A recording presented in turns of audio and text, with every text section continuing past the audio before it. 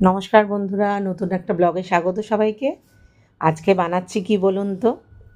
দেখুন, সমস্ত জোগাড় যন্তর করে আমি শুরু হয়ে গেছি, কিন্তু কি বানাবো সেটা কি বোঝা যাচ্ছে আমি কি বানাবো।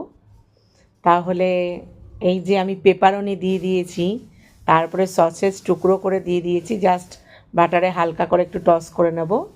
চিজ কুড়িয়ে নিয়েছি। আজকে এমন একটা জিনিস বানাবো যেটা আমি জীবনে প্রথমবার বাড়িতে বানাচ্ছি এবং গ্যাসে।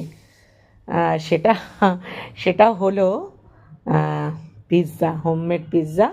এই যে আমি ময়দার ডো তৈরি করেছি, এটাকে আমি ইস্ট দিয়ে মেখে রেখেছিলাম।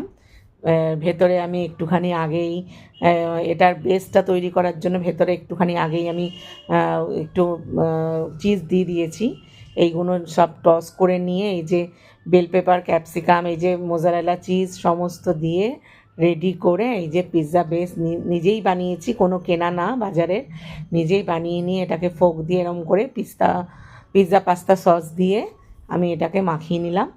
তারপরে যথারীতি এর উপরে সমস্ত সবজি, tomato, capsicum, bell pepper, pepperoni, তারপরে সসেজ সব দিয়ে, মোজারেলা চিজ দিয়ে আমি এটাকে রেডি করে এই ননস্টিক তাওয়াতে বাটার পেপারের উপরে একটা করেছি এবং আর একটা করেছি আমি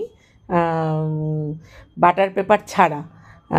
যখন খাওয়া হলো তখন দেখলাম বাটার পেপার ছাড়াটাই বেশি ভালো হয়েছে। তো জানি না এটা কেন হয়েছে, আমার মনে হচ্ছে এই দিকের গ্যাসে হিট একটু বেশি ছিল বলে। তো যথারীতি আমি এর মধ্যে